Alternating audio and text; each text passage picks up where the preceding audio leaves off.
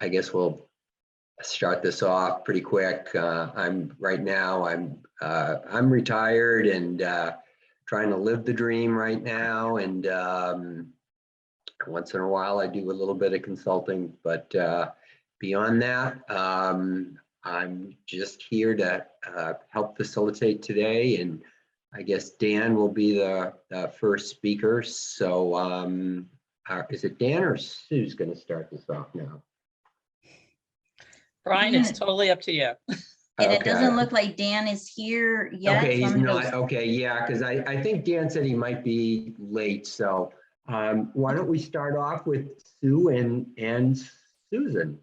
Sue is from SBM and Susan is from Piper. And sorry, can't you hear me? There you go, Dan.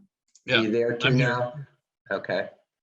Anyway, I'm just going to turn it over to Sue and Susan, and so we can get on with this. Thanks.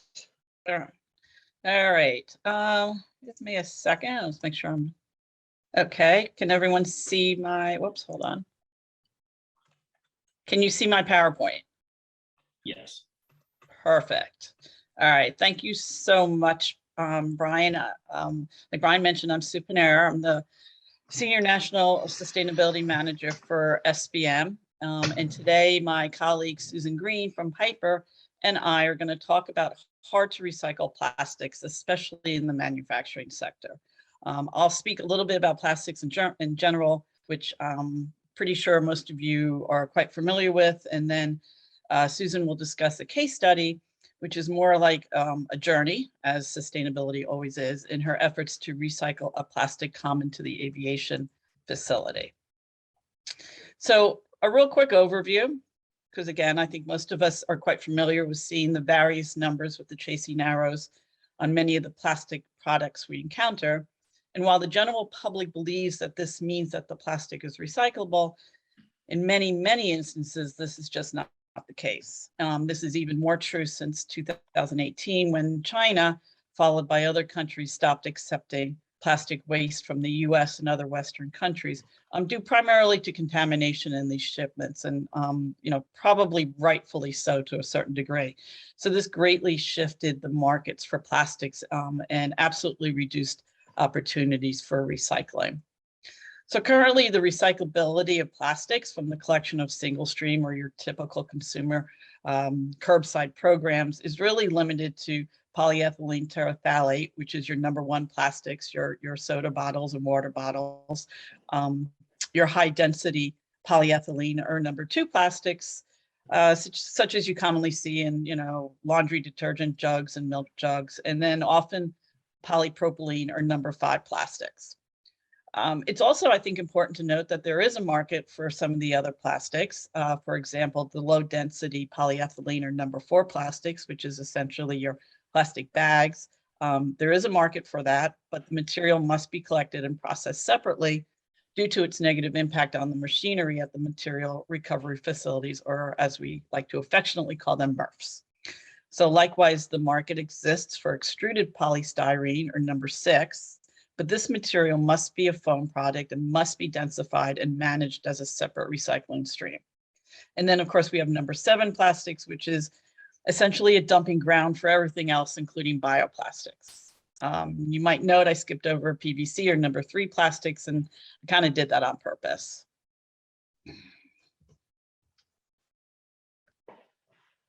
So hold on one second, I want to go back, there we go. So plastics, it seems simple, right? But not when you enter the world of manufacturing. This is a list that I came across of thermoplastics and thermosets. I'm sure it's not even a comprehensive list of plastics. In fact, I don't even see the plastics that we're going to talk about that Susan encountered at Piper. But you can see that we quickly went from categorizing plastics into 7 relatively simple groups to a whole new world of plastic resins. And again, you'll note that the plastics on this slide are either classified as thermoplastics or thermosets, and it's really important to understand the difference. So thermoplastics are probably the most common plastics in the world. They're considered recyclable, I'm going to do air quotes, because their chemical bonds can be broken, but we'll go back to that definition of recyclability in a minute. Thermosets are created by irreversibly hardening a soft solid or a viscous liquid pre-polymer. And what this means is the chemical bonds are so strong that this material will burn before the bonds break. So it really limits its ability to recycle. And there's been ongoing research from what I can see, but there's still a lot to be done to actually break these bonds so they can be recycled. All right, so let's go back to thermoplastics.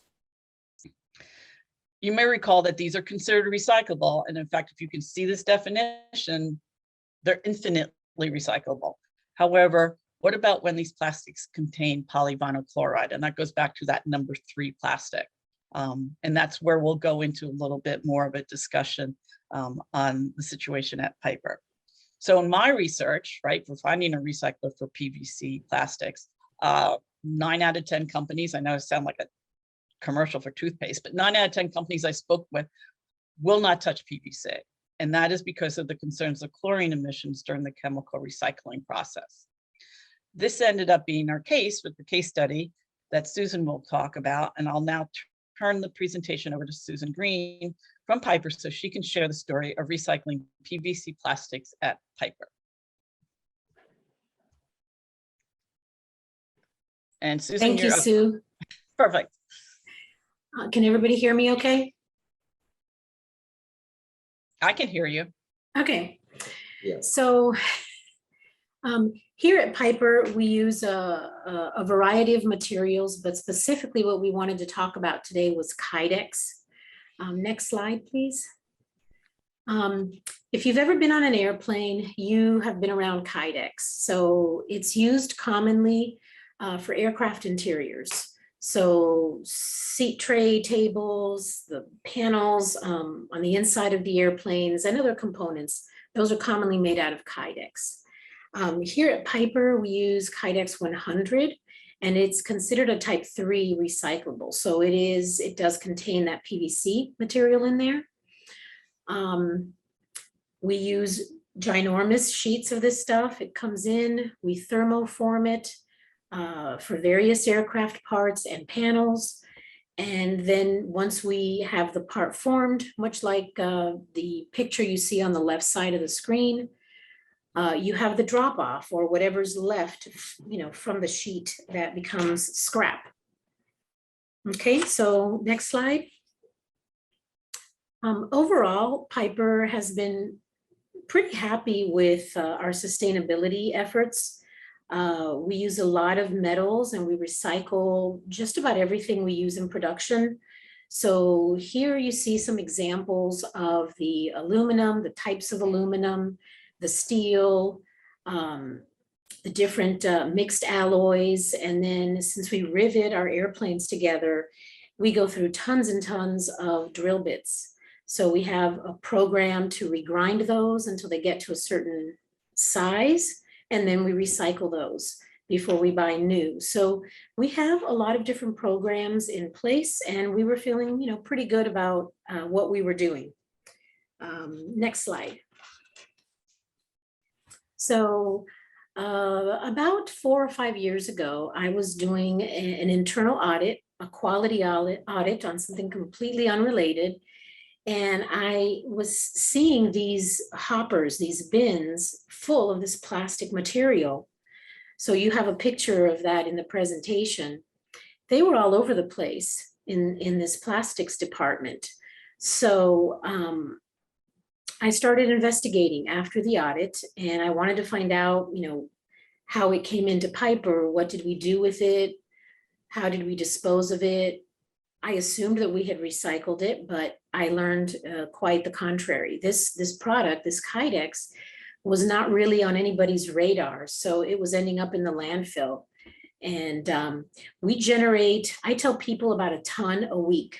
So the scrap that we generate, the drop off, you can see on the left, we will make parts, and then that's kind of what it looks like once we're done forming the parts. We were generating about a ton of waste per week. That's a lot of Kydex.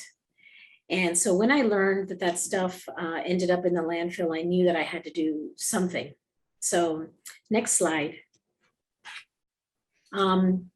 Probably the solution had to be two-pronged. So our engineers decide how to nest the materials onto a sheet. So my first thought was we needed to figure out how to generate less waste. And I started working with engineering, and we are making progress on that end. But at the same time, we needed to figure out what to do with all that waste, right? So I started calling suppliers, the manufacturer of Kydex, a host of distributors, some that we buy from, some that we don't. And because of the type of material it was, I was basically told, there's no program in place, there's nothing we can do to help you recycle this. So periodically I would get a company that was interested, but as soon as we started talking about how to collect it, how do we transport it, you know, a lot of the recyclers are in states like California, Illinois, Michigan, pretty far from Florida. So things like transporting this material were going to be very difficult to do, and it would really not be cost effective at all. So I just continued trying to find ways to dispose of this in a different way.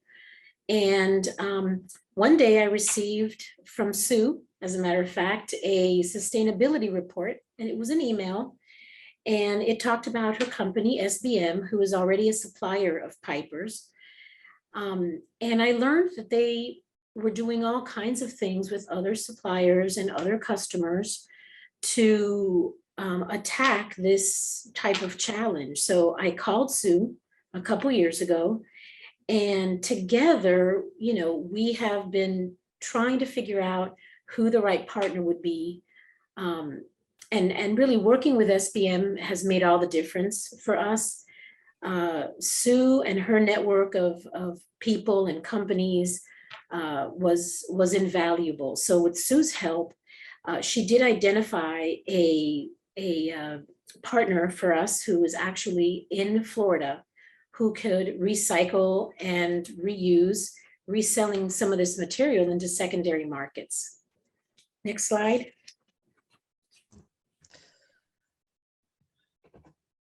So fast forward to 2022, we are finally going to be starting to collect this material.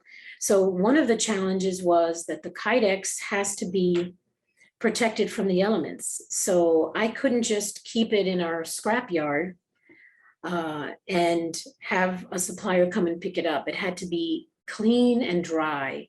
So we knew we had to find a location.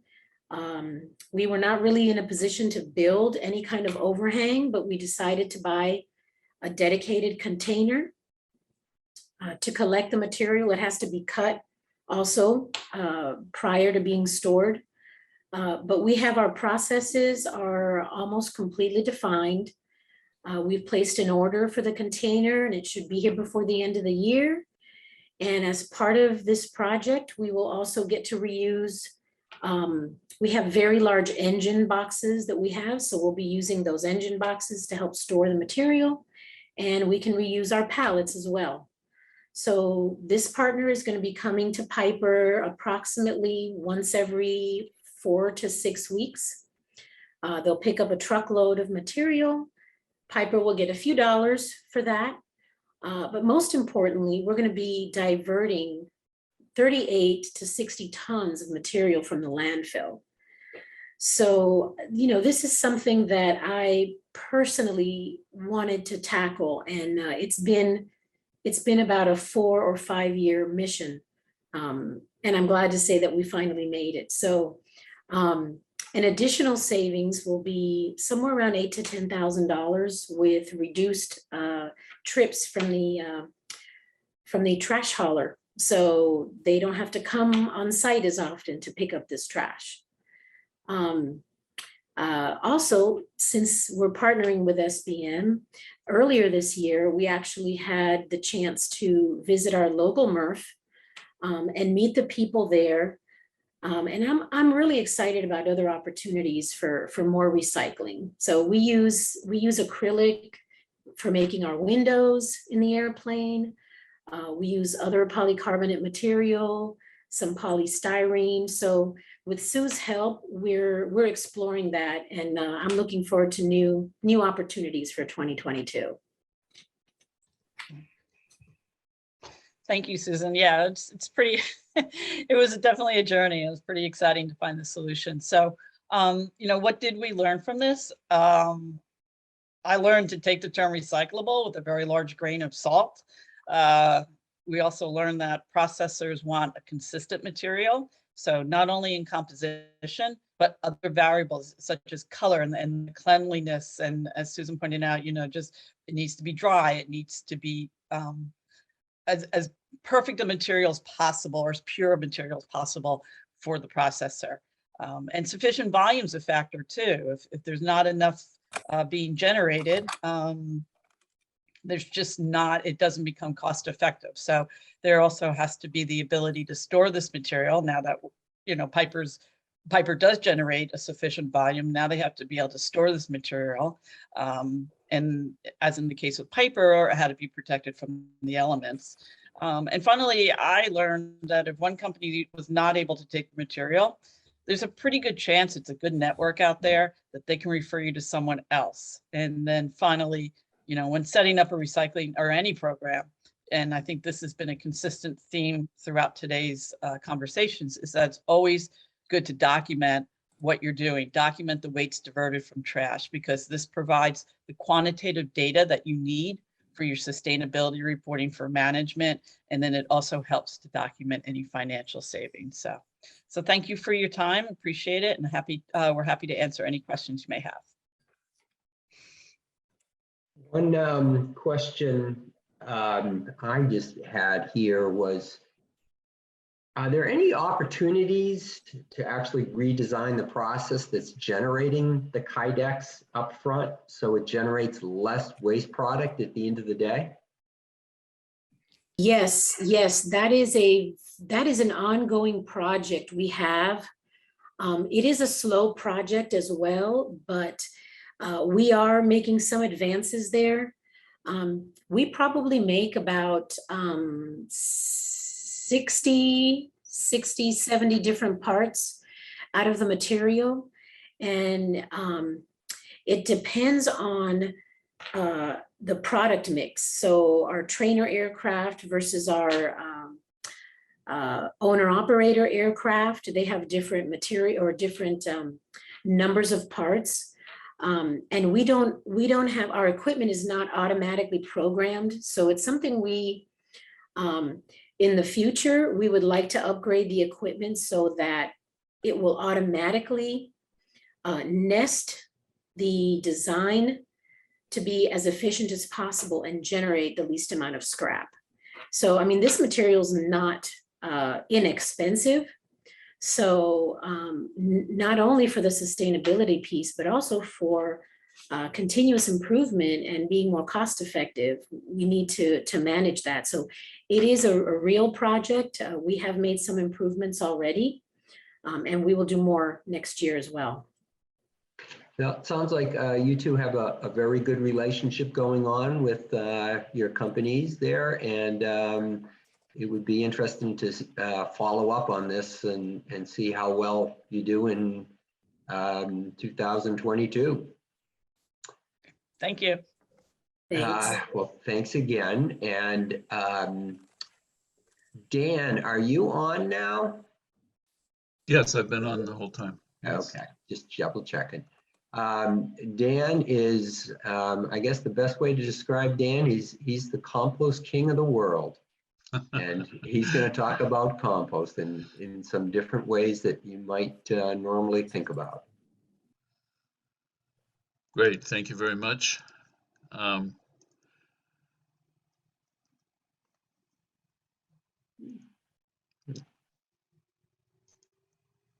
So compost as a key bioresource, I'm going to talk about the data collection and the use of that data relative to investors to invest in expanding compost as a key bioresource at the local bioeconomy. My background is both in my association that I've been had the privilege to be the executive director of for the last 20 or so years. The main mission of that association, which is made up of California composters, we're the state chapter of the U.S. Composting Council, California state chapter, and our mission is to increase the quality and value and amount of compost being used in California. But I do that half time, and on the other half or more of my time, I'm the president and founder of Noble Bioresources. We do consulting, data and research, and system dynamics modeling for the integrated markets, which is the focus of my presentation today, as well as siting facilities. So we've become, with our expertise, facility developers. That's why we're focused on the owners of those facilities, be they municipalities, private sector, or public sector. So I'm going to touch on, in the next 15 minutes or 12 minutes, the three integrated markets of secondary bioresources, conceptual models, as well as data elements of those models, which we often refer to as mathematical or system dynamics models, to look at how do investors make the divestment of their oil and other assets in the linear economy into a circular economy. So many of you may not be familiar with the term bioresources. It's now growing, and I've divided that term into primary, as do other authors, which is basically the ag industry of food, fiber, feed, fuel, flowers. The secondary is the organic residuals, and in California statute, mostly that's referred to as organic waste, which includes the green material, both leafy and woody, as well as the food scraps, which of course is the focus of SB 1383, our new omnibus organic recycling laws to get organics out of the landfills. And then, of course, manure from farms mainly, and then biosolids from all of our wastewater treatment plants, which is, could also be called human manure. So the fact is that these bioresources, these secondary bioresources, can be manufactured into a whole host of bioproducts. So it goes through those three steps. Each of those steps is potentially a marketplace, and that's where it gets confusing when you try to understand either each step, the generation of the organic residuals, the bioprocessing, or the bioproducts. And the bioproducts have all of these types of products, from soil amendments to animal feed to electricity and biofuels and chemicals and products. So each one of these has a different technology, whether you're producing mulch, compost, biofertilizers, and so forth. So there's a bewildering set of technologies, which makes it even harder for not only the investors to decide which system to invest in, but also the policymakers to say, should we favor one market and one product over another based on its environmental impacts? And I'll get to that because that's what our modeling is all about. So the bioproduct portfolio, potential portfolio, includes the soil products, like I was mentioning, mulch, compost, biofertilizers, biochar, and then animal feed, which is kind of a separate internal market to the agricultural industry, but it also crosses over into the pet food industry, and then electricity, biofuels, chemicals, and product materials. Just looking at California, the bioresource feedstocks exist everywhere. Pretty much everywhere where you see green, or everywhere where you see gray in terms of the cities, that's where these residuals come from. Just looking at compost facilities, we have about 160 commercial or municipal compost facilities, and that doesn't even count the ag compost facilities throughout the state.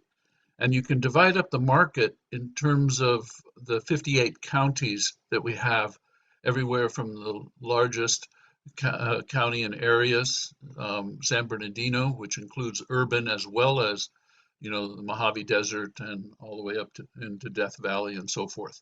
So the markets are all over.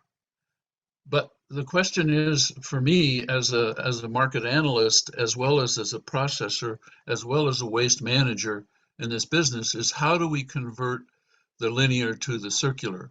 And this circular is a very simplified conceptual model, economic model here, one that is a little more robust, that was developed by through the Ellen MacArthur Foundation Circular Economy team, is that what is sometimes referred to as the butterfly economy. And that is the two wings being essentially the green bin and the blue bin. The green bin being all the biological nutrients, and then the blue bin being all of the mostly chemical and geological nutrients, mainly, you know, a little bit of metals, some cardboard, which can cross over into bioresources since it comes from cellulose, or plastic. And this is the problem with plastic, because plastic can be made from bionutrients or from bionutrients that have become geonutrients, in other words, oil and fossil fuels. A simplified model of just looking at the secondary bioresources is on the top portion, you see the feedstocks, which come from municipalities. They can also come from farms, but that's not part of the municipal waste system. So they deal with them separately. The manufacturing and processing of those, and then the formation of the bioproduct portfolio that needs to then be marketed and applied properly.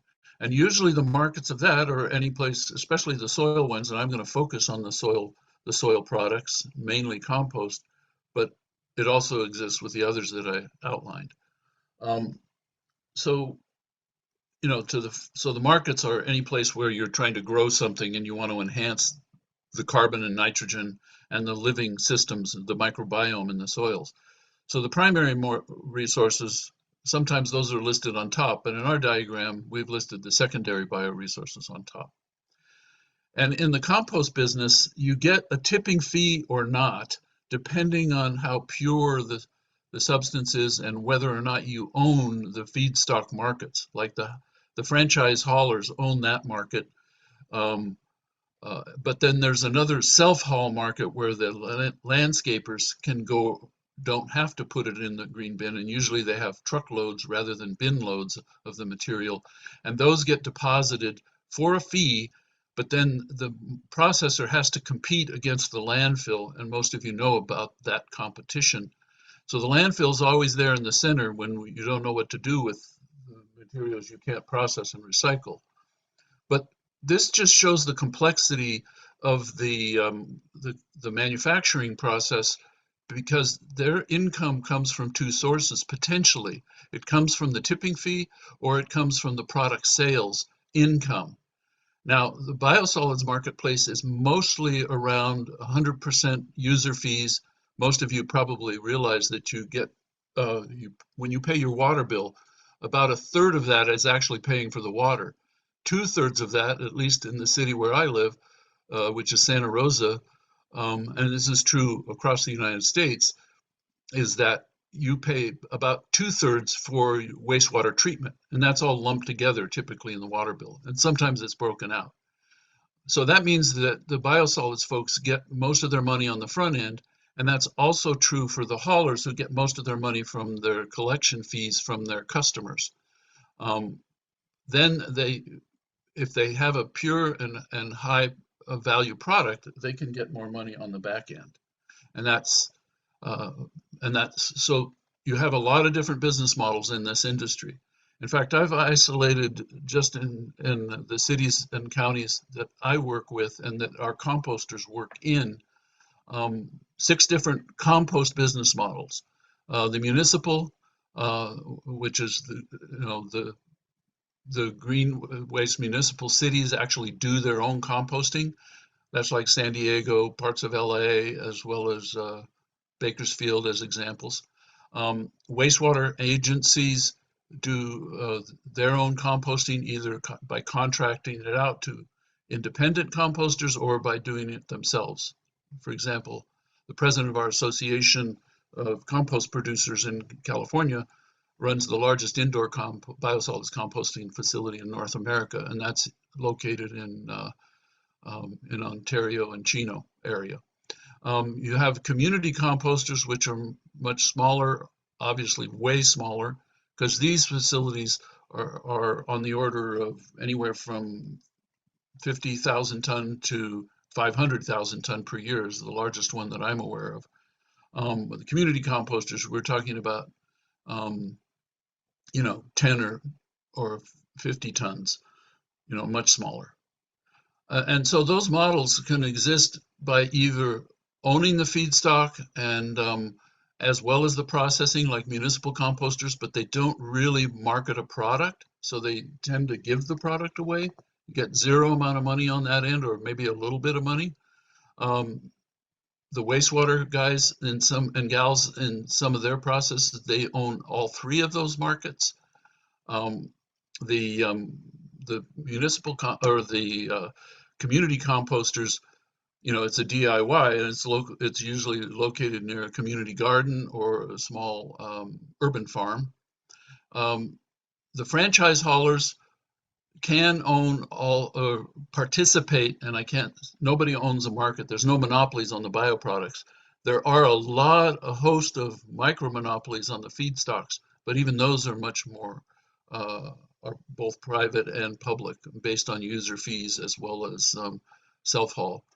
And then you have the independent composters, which don't own the feedstocks, so they get paid to get it tipped, and they really focus on earning a lot of their money from the product quality and product sales. And then the agricultural composters, again, it's a DIY. It's on site typically, or there's a cadre of composters, but this market needs to be developed much further. If you look at all of those on one diagram, it's like a bowl of spaghetti. So if when investors come and say, well, what should I invest in? Well, you have a lot of options, and what do you want to invest in? And that's municipal as well as private. In addition to that, you think just these three markets and the various combinations that we have are complex. We actually operate in these 7 other markets. The air pollution marketplace, where you have to either buy or produce emissions credits. The water market, where depending on the water that you get for free or that you have to buy out of the state water system impacts your top line and bottom line, as well as the production of energy, the marketplace for technology, and now the emerging carbon and nitrogen markets, and of course the capital markets, whether it's debt or equity or venture. So with all of this complexity in the markets, we have formed a quantitative way to look at that. And these are traditional ways, like the value volume curve, and we're constantly trying to raise the value and volume into high value, high volume.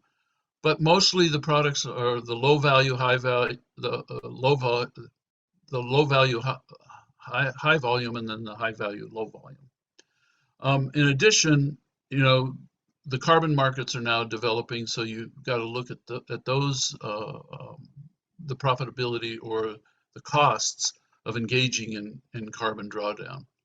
Bottom line, and I need to end this quickly, is that these are all facilities that are based on the local market conditions, but whether it's for feedstock, whether it's for siting facilities, or whether it's for selling product. And so integrating all of these markets is bewildering to just even the sophisticated investor. And these are small, relatively speaking, investments on the order of 3 to 10 million versus, say, something like an oil refinery, which would be in the $1 billion. And then there's everything in between. So that requires really the need to collaborate extensively. And so I've been using this collaboration model where you have concern for the issue, which is in environmental enhancement and regenerative development, and you have concern for the people. And what I found in collaborating in this model. Compromising is kind of everybody gets a little bit, but nobody gets what they want. Collaborating is how do you bring together the people who are into forcing their issue, their concern for the issue, along with those people who have concern for the individual people, like the disadvantaged communities, and as well as the capitalists and the capital providers. How can we create a solution that satisfies everybody? And I believe through regenerative development principles and through some of these complex system dynamics models that that's very possible to do. That's it. Thank you, Dan. That was a lot of interesting information, and it's one quick question from that actually is, the whole status of, one of the items you talked about was high volume, low value materials. Right. Which would be like for the industrial composting. What is the status around for industrial composting these days? Well, it's very much in play, but I think the biggest problem will be for our industry is the goal of creating healthy soil is what are the contaminations in that? We've already talked about, the PFAS, but I think with the microplastics and all of that are happening, it's not only happening in the ocean, it's happening in our surface water as well as our soil. And we did some presentations at a conference that we put on a couple of weeks ago, where the water board in California anyway is looking very hard at the microplastic pollution, so that if any of that leaks through the processing, we have another pollution problem on our hands, and we have to deal with that. That's kind of where we're at. All right. Well, looks like that's something for our future. Yep. To deal with, for sure.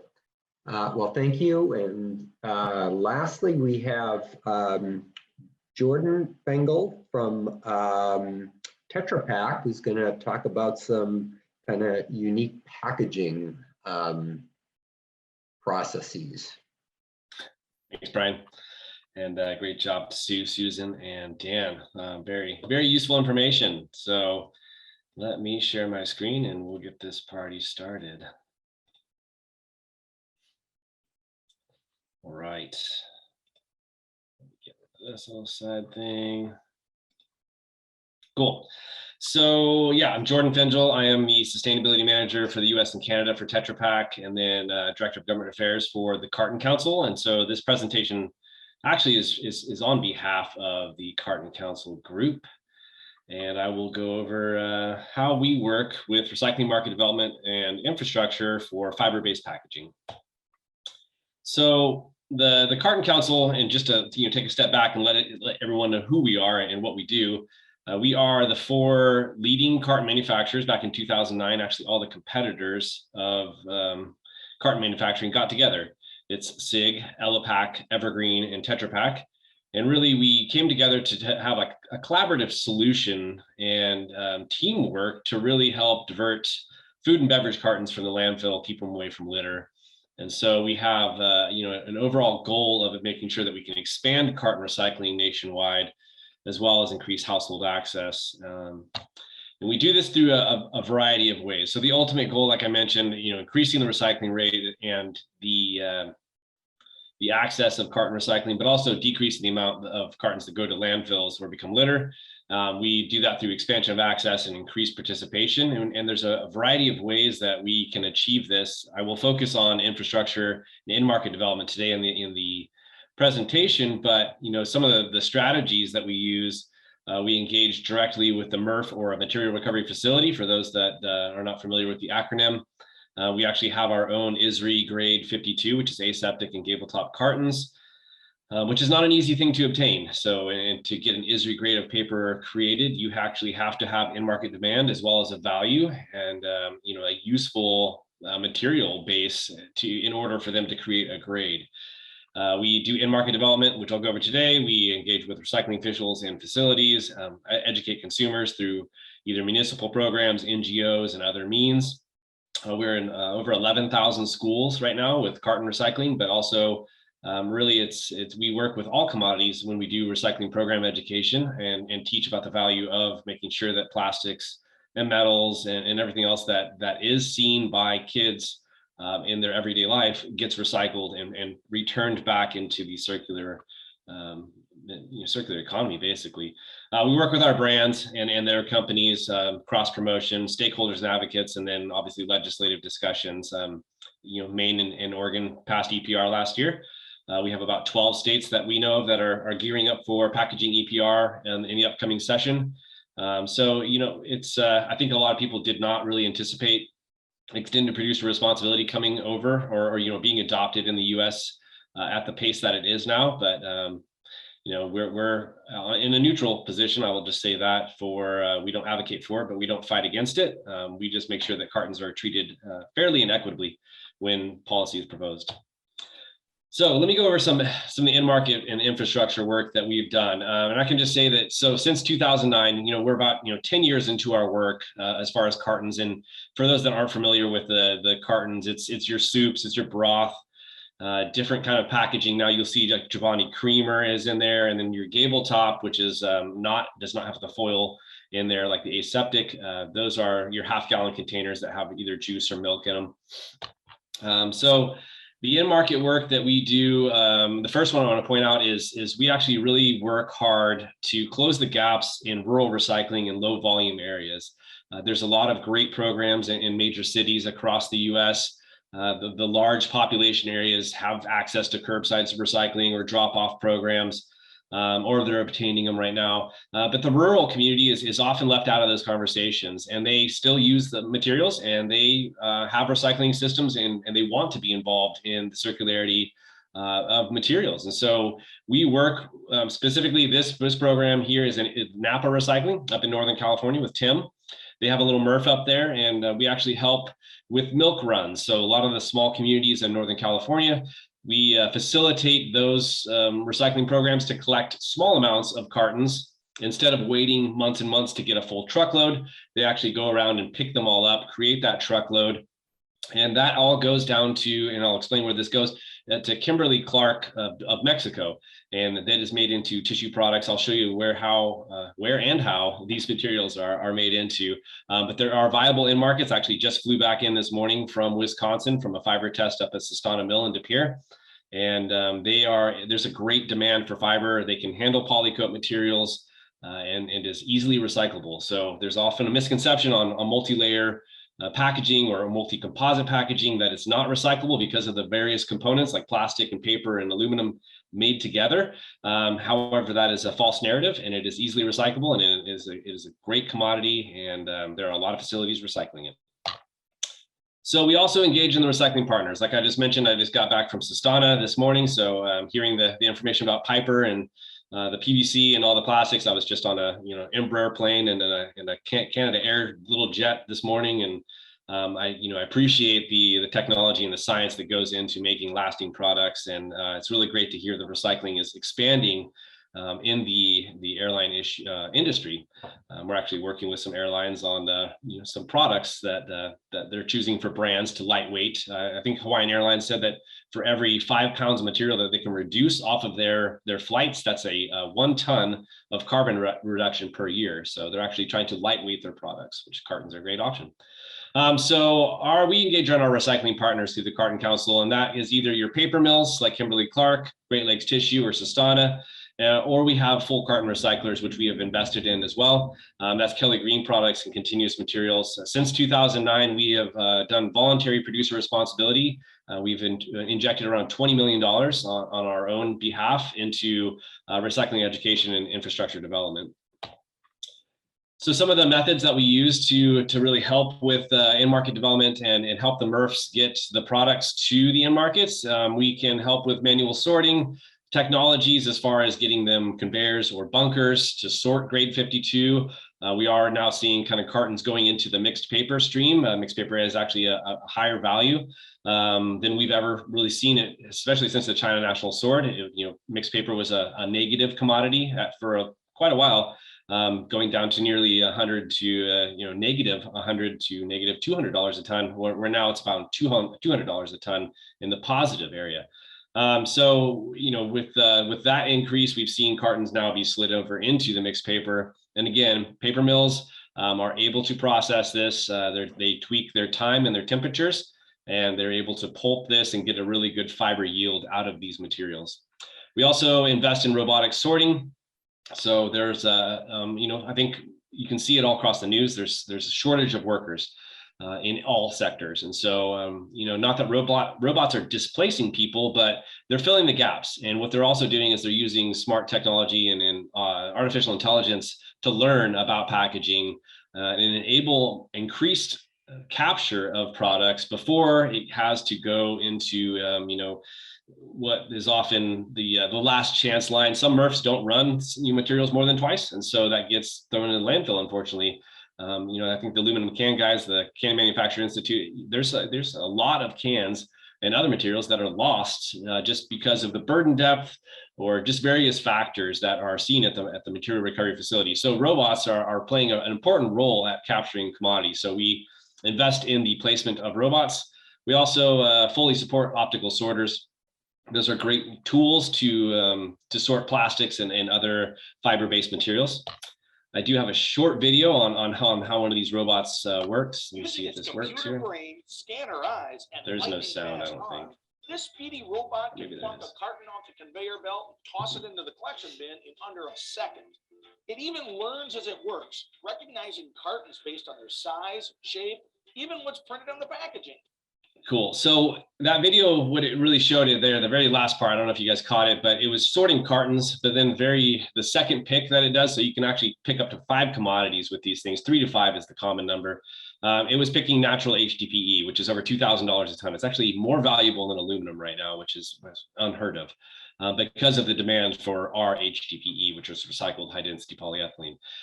So that's a good thing is we partner again. We come to these MRFs. We're not just saying you need to sort cartons. Here's this investment. And you'll see it in my end slide. It's that age-old mantra. It's the rising tide lifts all boats. So we all work together to make sure that commodities are recycled at the material recovery facility. The recycling partnership says it really well. We're all in the bin together. So it does no good to kind of fight each other. It really happens to help us all out if we work together to make sure that all of our materials are separated and sorted. This picture just shows what a bale of grade 52 looks like. Again, it's your aseptic and gable top cartons. You can see the gable top is your half gallons, and then aseptic, it's like your broth and other nutritional drinks. We created a market sheet. So we have a list of where the end markets are and who they are. And then we have the list of brokers. So when a material recovery facility has a bale of mixed paper or the grade of 52, we have a good resource that we provide to them so they don't have to go and try to find where these materials go. There are some that international that India is a big buyer, obviously, of fiber just in general. But really, we believe in building the domestic markets that are necessary to consume the materials that we put on the market here. So we want to see that job growth, that infrastructure growth, and that's what we invest in. This is just a quick map of where the end markets are. You'll see that a lot of the paper mills are up in the Northeast, and that's because that's where the water is. I grew up in Santa Cruz, California.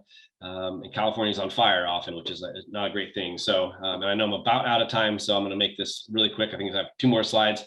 But full carton recyclers, and then you have the paper mills. The green ones are prospective. We'll be able to announce a couple of those in Q2 probably of 2022. 2 paths, goes to the paper mill, gets pulp, polyaluminum. We're working on in solutions. Some tests with Trex decking and different companies that are taking this poly out, which is the polymer and the aluminum, and that pulp goes to tissue paper and toilet paper and office paper. It's a high strength, long fiber bleached material, which has a really good value and is actually in a great demand because of COVID, with offices and schools shut down for so long. That's where that fiber source comes from to make these essential products. Whole carton recyclers build building materials. And so it's a green building credit, it's a LEED credit.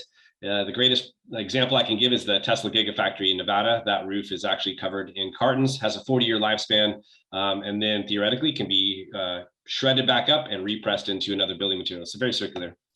Last slide here is, again, this, we work all together to make sure that we can recycle cartons, build in markets, for everything. So we're part of the Paper Cup Alliance. We just did Michigan. 2.75 million households now have access to recycled paper cups as well as cartons, and we work with a variety of different organizations to ensure that recycling in markets continue to grow throughout the US and Canada.